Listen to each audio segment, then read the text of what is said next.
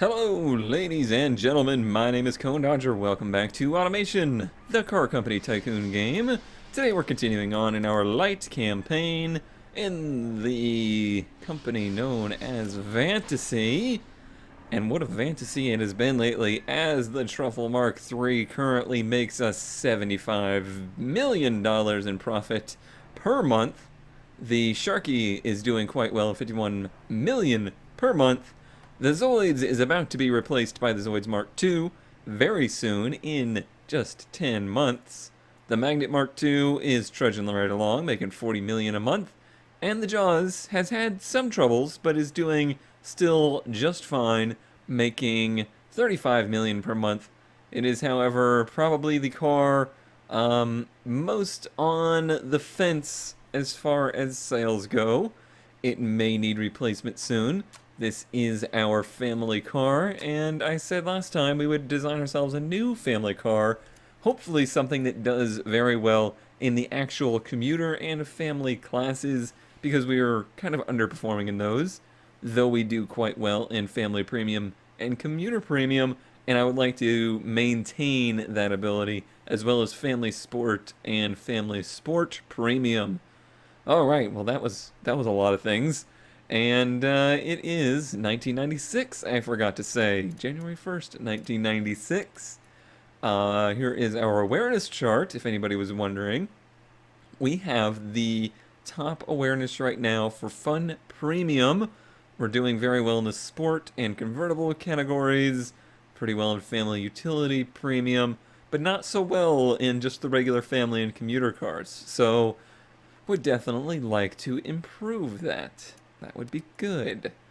All of the markets are currently pretty flat to slightly down. The economy is doing... nothing dramatic is happening at the moment. There's a little uptick in commercial, a little downtick in premium and luxury, but overall, pretty normal. Nothing going too crazy at the moment. I was on the fence whether I would design a new family car today or a new economy car to replace the Magnet. But yeah, I think we will do a family car, but we'll wait till 97. Looking over this stuff, I think we're in good shape here. I'd like to tick over that safety to 2. I'm thinking if we double that budget, we'll hit it by 97. Interior, we're not even to a 1 there yet, so I guess we'll do the same there and see if we can get it. Since we're doing just fine in the money department, we got no issues there with $19.21 billion in reserves. So let's go ahead and, well, let's get the Zoids Mk2 in production. Let's see how that's going to do. And let's get to 1997. I'm going to go ahead on the regular Zoids. Since it's nearly out of production, I'm actually just going to cut its manufacturing as low as it will go. 0.5. That's fine. Okay, Zoids Mk2 just hit production. Let me go ahead and give it the rest of the year, actually, before I examine it. Looking good so far. And there we go.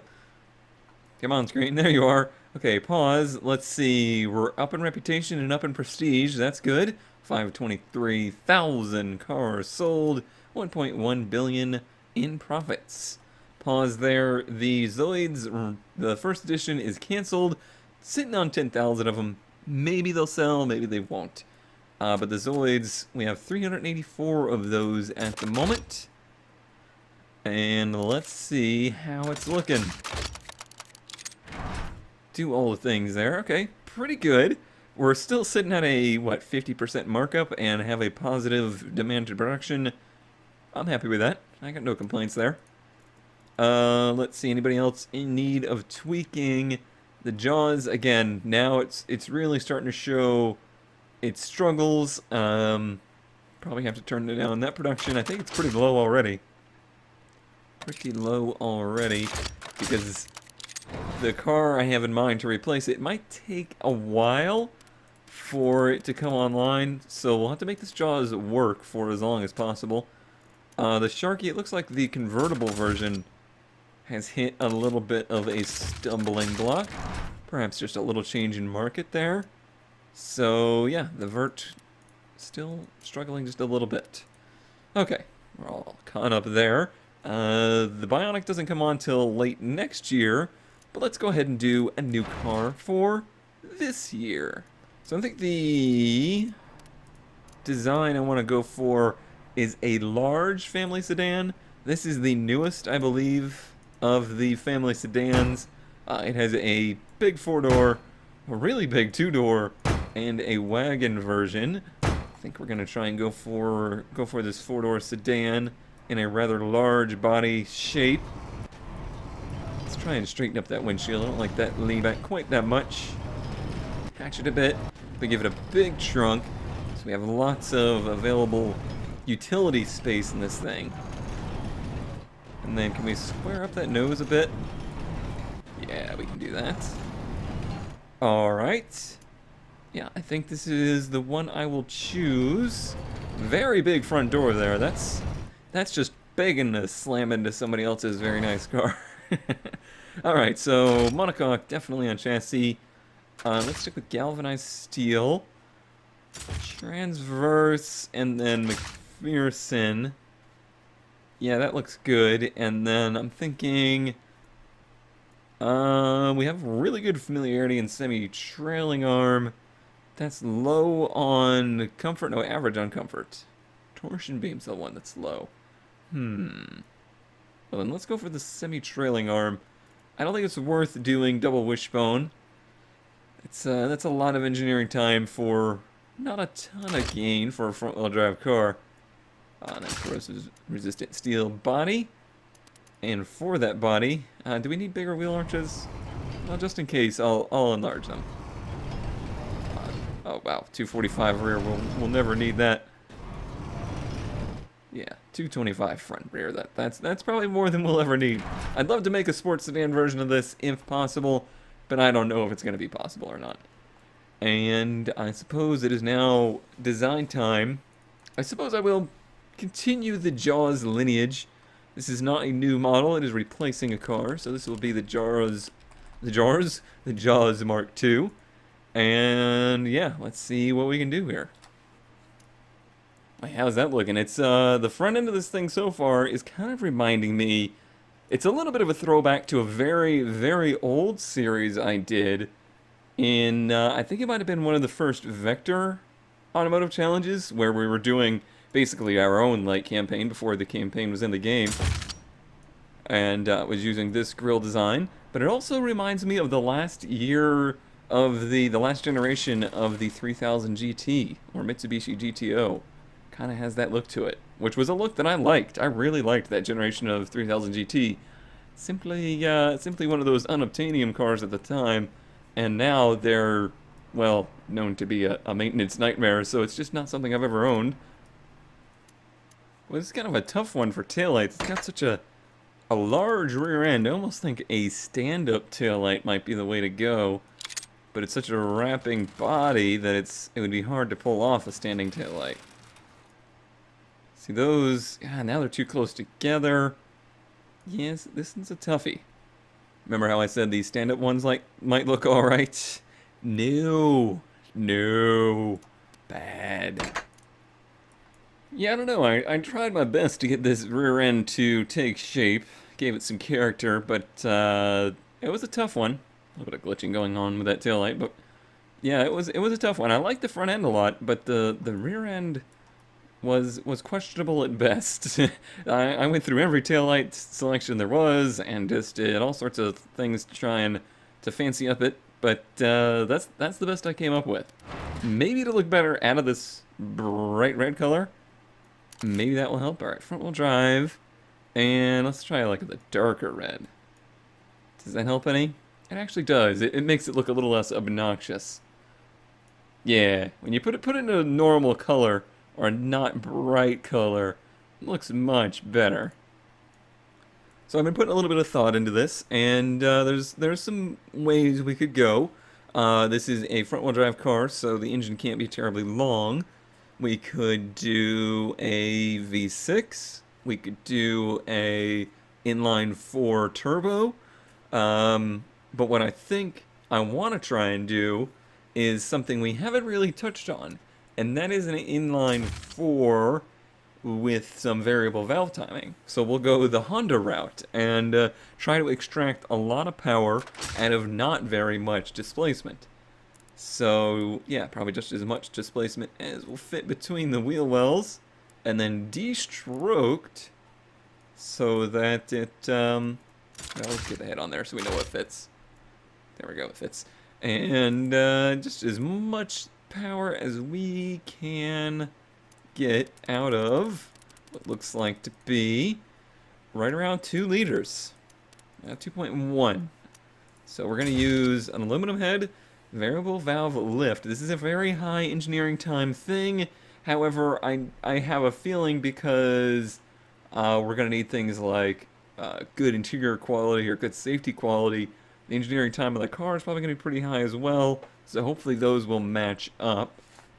So this is going to be the please no. Okay, I gotta try and work in a joke here. So this is the pre-Mk Honda i4 and cast iron, pretty high RPMs here, but probably not much torque. So we might not need the high protected cast, but it does lower emissions, which is a nice little bonus. Yeah, we'll do quite a bit of compression, maybe not that much, but quite a bit. And then a little lower of a normal cam profile, but a nice aggressive secondary cam profile. VVT, we'll do intake VVT as well, since we have familiarity with that and it doesn't add much to the engineering. We're going to be NA, because turbos, once you get beyond the 80s, the turbo tech in this game starts to get a little flaky. Once we get direct injection, maybe the turbo stuff could start to be a reality again. But we're going to do multi-point EFI. We'll see if we can run it on regular. That would be the nicest thing to do for a family/commuter car, for sure. Yeah, let's try for 7,000 RPM. If we can do it, it would be nice. It's going to be quite a singer, so let's go for a tubular header. And I would like at least 200 horsepower. Yeah, 219 would be good. High flow. Straight through and reverse flow. We don't want it to be loud because it's going to be a nice family car. Initial reports, 169, 139. I'd like a little bit better than that. Does it have any reliability issues? It does not. So we could potentially give it some more stroke, more displacement. Right, so it fits up until that point. So we can add just a little bit more displacement. Could we maybe make that secondary cam profile more aggressive? We can. Starting to run out of RPM, so we may be able to get more RPM out of this thing. Let's look. Now it's starting to see some issues. Just getting yellow though, so it's not bad. 185 horsepower, 143 foot-pounds. Quite a lot out of 2.1 liters. It's not bad, and a pretty decent flat torque curve. Do we have any more compression to throw at it? We did. 9.3, 187 horsepower. Where else could we possibly get some out of here? 1897 on the economy. That should be good for a 25 mile per gallon plus car with like a 3,000 pound car. 187 horsepower is probably enough for a base model. If you think about it, in that 3,000 pound kind of range. It's not a ton, but it's enough to get it moving. Yeah, I think I'm gonna stick with that for this one, and maybe we'll return to this and try and make a variant with some other upgrades, because you could probably easily get over 200 horsepower with this engine, but might not fit into that whole family category too well. We'll see. Alright, I usually skip through this and show you the results, but let's go through this together, because it should be pretty simple. To be an automatic, sadly, very sadly, which has a very high engineering time. That's surprising for 1997. Let's do a 5-speed and give it some good overdrive, because we'll gain more top speed once this car has a lot more grille than needed So that should improve. I don't think we need a VLSD, VLSD, or anything like that. Medium compound should be fine. Let's go for some, maybe 195s, maybe 205s. Let's do a 205. Steel wheels, I believe. Be interesting if hubcaps were like a thing, but they really aren't. So we'll say some steel wheels. Those look steely enough. And got some quality to spend there. What was the other quality we were trying to achieve? It was something in here, wasn't it? It was under... I don't know. I guess we'll see as we go. Let's go for maximum size in the rear, or in the front. And in the rear, one pistons with just a little bit more. That should be good. And then semi-clad is like a given. You get miles per gallon that way, and it's pretty cheap. Pretty cheap. That should be good for cooling, just enough to keep it reliable. And 4 seats, not 5. They never liked the extra seats. Interior quality, is that what I was trying to boost up? Maybe it was, because we definitely have it now. And we'll give them a basic cassette's probably fine. Standard. CD. Basic. Standard. Power steering, ABS. That's kind of the standard options. Let's see. Tech pool required. What? For basic 90s? I don't understand that. Advanced safety or standard? I think they're going to want the advanced, with the quality increase on that. Okay. Standard or progressive? Progressive gives you a little bit more drivability and a little bit more comfort. So maybe that's what we'll do. Gas monotubes, and then no semi-active sway bars needed. Alright, well, that's both encouraging and discouraging. Fun and commuter are the first two that pop up. Above 100 scores, and since this is a very competitive class, we're only looking to just be over 100, if even over 100. Don't need to really shoot for the moon on this one. And let's get it to not bottom out. Looks like it could use a bit more front camber. Yeah, that's helping, but we'll have to see when we get there. A little bit of dampening in the front. It's a pretty light engine, so it doesn't need much. That should do it. We can increase the quality of the suspension, which gives us a nice little boost. And what does it look like? I'm happy. I am not displeased at this moment. We're at 110 in commuter, 109 in family, 109 in family sport, and 119 in fun. Pretty decent in the premium categories as well.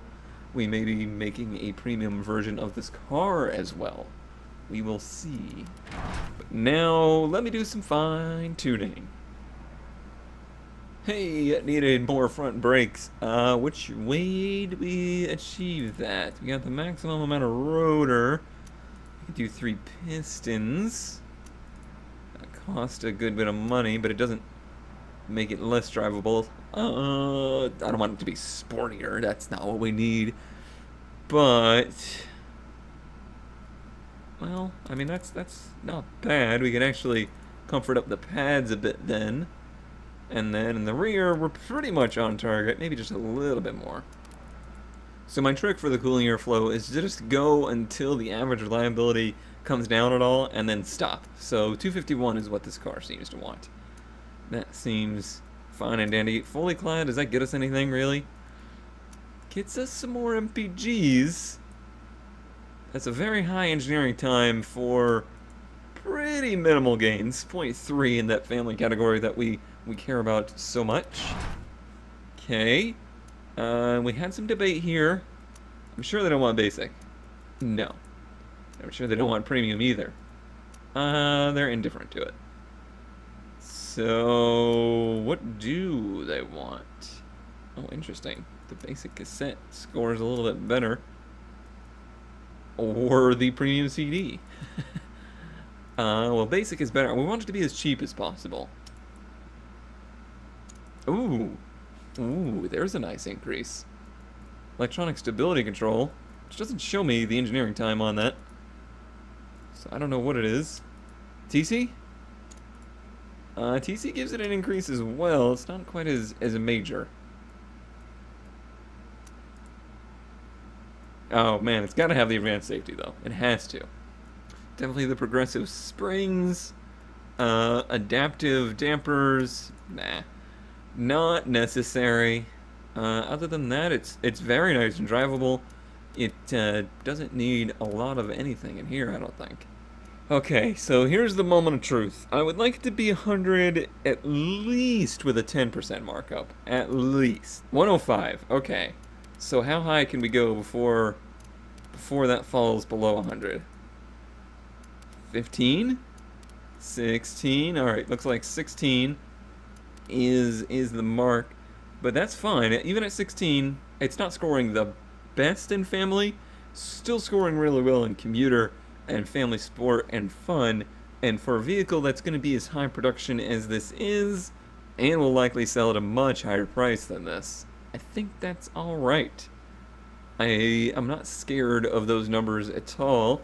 Now I want to kind of sit here and have a little fun and see if we can do something a little bit more up my alley with this car.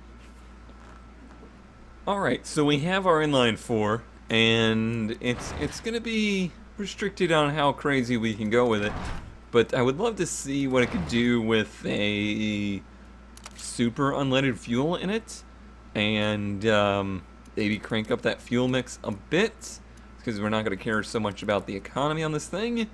A little bit higher of an RPM limit, because maybe we're not quite as worried about the reliability. And then just a crap load of cam up top, and we'll even give it a bit more of a boost on the bottom end, and then we can give it a lot more compression. Okay, finally stopped.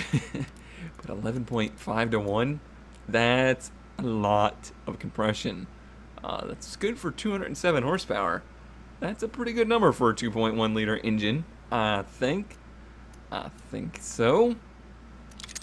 Performance intake to get a few more of those ponies out of there. And you know what? It actually isn't that bad on economy, so I'm going to give it some more fuel, because why not? Okay, so I mean it's at the end of its rev band, but I don't want to go too terribly high with the RPM and hurt the reliability, because the bottom end is what it is. We're not going to spend any more on fancy forage works or anything like that for what is a trim that we're really not even sure we're going to be able to make. So 211 horsepower is where we stand right now, but we also can get rid of that secondary muffler, so 214. We're getting power everywhere. 216 with a little bit more exhaust.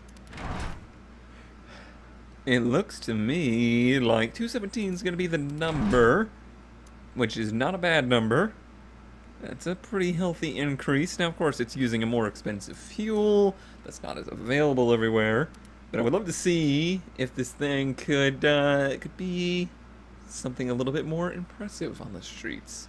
I would love to make this thing transverse all-wheel drive. That's a very high engineering time thing to do, but I think it would be a little bit more interesting of a car that way.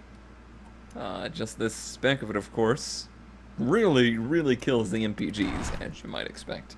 It's going to be a manual instead of the automatic, which just shoots it up in the fun category. And let me see, how fast could this thing actually go? Pretty fast, it looks like. And we haven't even reset the power distribution, so let's just go 50-50, and let's try and tune that to where it's happy with. Actually, it seems to be pretty happy with right around that 50-50 mark. Okay, 8.60 to 60, not a rocket, but this is a big old car. This is 3,100 pounds of car here. That ain't too bad, especially for the era. I would hope it could be a little bit better, but I just remembered that we actually need probably, no, not much more cooling at all. That's fine. That engine doesn't need much more cooling, but with a sports compound tire on there, Although it's having no traction issues. It's basically all motor limited at this point. So let me go and figure out where this car wants to sell. Family Sport and Family Sport Premium. Let's mark Family Sport Premium, because if we could get very high scores in that, that would be something. Because that's a category that has a much higher price point, which means if we marked the hell out of this thing, or marked up the hell out of this thing, then we could make a healthy profit on a trim that is going to cost us a lot of money. So I guess the biggest thing we need to do is make the thing more sporty. It's a little bit too drivable at the moment, but with a big, you know, transverse engine in the front. Well, not big, but it's a transverse engine in the front. A lot of weight up front of this car. It's tending to want to oversteer, or understeer, I mean, all of the time. So trying to get away from that. Now we're talking. We're getting somewhere. What's the test track stuff look like? 8.80 to 60 with the added weight of some of the luxury stuff that they wanted. 149 mile per hour top speed, 16.5 quarter. It's not a rocket of a car. It's not a fast car, but it should be a pretty fun car to drive. And the all-wheel drive, I'm not sure is giving us anything. So, I mean, what it's giving us is that ability to launch off the line, I suppose. We'd have a lot more wheel spin. But I want to take that off and just see what kind of difference it makes. Okay, back to front-wheel drive now. Let's just take a look. So, well, it actually increased the sportiness. It makes it much less drivable. Of course, we'll have to change the suspension to match this. Family Sport 110. So it did lose some points, but I feel like it got much cheaper and much cheaper to engineer. And it's still doing quite well in these premium categories. And this is after markup too. So like, even with a 25% markup, we've got 108 in Family Sport Premium. It's a pretty great score. If we can afford to engineer this thing, I might just stick with it. One thing I kind of ignored is that I could put wider tires on it, and that has helped immensely. We're actually down. Here's an interesting little nugget of information for you. The 0 to 60 came down to an 8.1 through going to front-wheel drive, and now putting the bigger tires on it has us even better off. If we can get rid of some of the wheel spin, it would help. Well, the VLSD isn't going to help too much, and 6.8 wheel spin is a pretty low score, so we might be good there. Very, very nice. As my phone shakes the desk, I think what we're gonna do is try to take this thing to the factories and see how it looks. I am a little worried. It might be more like 4 years to make this thing, which could be a problem. That's also a problem that happens. That terrible, terrible noise of, you need to restart the game. We won't report it. We'll back out of this and hope that the car is saved. It should be. And I'll restart it. And we back. Now we click on the head of the clock on it and see. Ouch! Ooh, my side. That hurts. 4 years, 6 months. Ouch. It's actually entertainment that is the top issue on that rally spec car for sure. So let's go back to that rally spec car. Is that the one I have? No. Rally spec. Let's chill out on that, huh? So interior, entertainment, premium CD. Why you take so long? What does standard cassette do for our scores? Ugh, it hurts. It hurts so bad. Why does it hurt so bad? Maybe it's the driver's assists that are taking so long as well. Hey, that actually did help. That brought it down to 11.4. Okay, alright. I would like to get this under 4 years if possible. No, they really love the stability control. That they do enjoy immensely. They also immensely enjoy the premium CD. Ah, well, The hell with it. We'll just have a long engineering time on this car. Sure, we can fund it to get it to 3 years. Well, I suppose we need to look at the engine too. All right, not bad, not bad. That's fine, and I can hire me. No, yeah, that's doable. That's very doable. Top end needs quite a bit of research. Takes a lot of development there, but that is very doable. Oh, we can have that thing be nice and reliable. So 3 years, 10 months. One of the longest engineering time cars, but I think this is one of the most important cars I've ever built. It's trying to take hold into something we've failed in the past to take hold of, and if we sure take 3 years, 10 months to design the car, but if we can make it awesome and make it very future-proof, then I think it's worth a while. So let's continue on. And that will be replacing the jaws, which has a medium and medium. I wish they were larger, but it'll be fine. That's just kind of the model size of our company at this point. That is a 55 automation. We have money in the bank, so I'm going to actually increase that to 60 and 60 to try and get the price per car to be cheaper, and hopefully make more of them per day, because I have a feeling we're going to want the full 3 shifts. The engine factory would be able to handle that.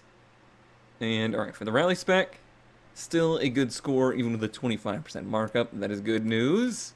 And for the family,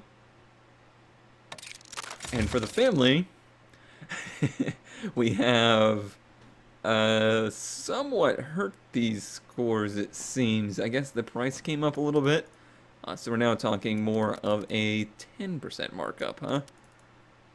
Oh, you know what? I bet you these scores came down because the other version of this car is now competing in the category. Interesting. But at a slight markup, it still scores 100, and I think it's still going to do fine there. It's still competitive enough. We might not sell all the family cars and computer cars. Computer cars? Commuter cars. But I think we'll sell a good, healthy chunk of them. Well, let's look here. Wow. So, apparently a lot of people would want this. 7.0 to 1 at 12%. So, in reality, it would be more like, that. And I would say we'd want a good amount of markup on that, but probably split it more like this. Heck, more like this. And then just mark up this car a ton. And this car, obviously up a ton. Let's do 50 and 50. Let's do that, and then just kind of balance these out. Yeah, just like that. That will change as we move forward. The family version would actually maybe sell an Orkana, and both of them would do fairly well, it seems. Or the family would do okay in Fruinia. Good to know, good to know. So I think we can pretty much safely say that we should just turn this off for Orkana. So yeah, just mark that as 0 for the rally spec. That won't sell any. And we'll do the same here. They're not going to sell any of those rally specs there, so why bother? And what's it look like? 14 months. That's pretty good. That's pretty good. An $837 million project. It's an expensive one. However, 14 months is a quick turnaround for such an expensive project. I think that's worth doing. So let's go ahead and sign off on that. Okay, so we once again have 2 cars in engineering. It's 1997. Let's get through 1997. Let's see the Jaws continue engineering. And what I actually meant to say is, see the Bionic start to get towards production. I had to pause for a second because I noticed something amazing. One person bought a Zoids Mk2 in Fruinia. Props to you, sir or madam. You have the coolest car in Fruinia, and you have the only one there. That's amazing and awesome, and I like you. Okay, we end 1997, $1 billion profit, which is fine for having 2 cars in engineering, 536,000 cars sold, and reputation prestige, just staying neutral. I think the Zoids Mk2 has sold most of its units that it's going to sell to those initial buyers, so it's time to back down the price or the production of it. Yeah, we'll back down on the price a hair. We'll go down to 40%. And try to sell what we make of that. If it continues to make a profit or become even, we're fine. That's fine. It's already turned a profit overall. So, well, no, it hasn't. It's only 252. No, yeah, probably still has more to do to make a profit. But anyway, let's see. Zoids, the original Zoids is still selling. They're still selling some of them, so I guess we'll just continue to try to get rid of those. And then, let's see here. The Sharky, kind of hurting on sales at the moment. Maybe I need to back down on the price of this. Both on the regular hardtop and the convertible. I'm a little worried that the Sharky is going to struggle to compete with the new car, the Bionic, but that's down the road a little bit. Oh, buddy, something has happened. The Zoids, as soon as the Bionic came online, the Zoids Mk2 has stopped selling completely. I done did it. I played myself, and I knew this would be a problem. I didn't know it would happen so quickly. So we're definitely gonna have to cut down on how many of these we make, because it seems as though this is now only going to be selling to those premium buyers. That's okay. That's fine.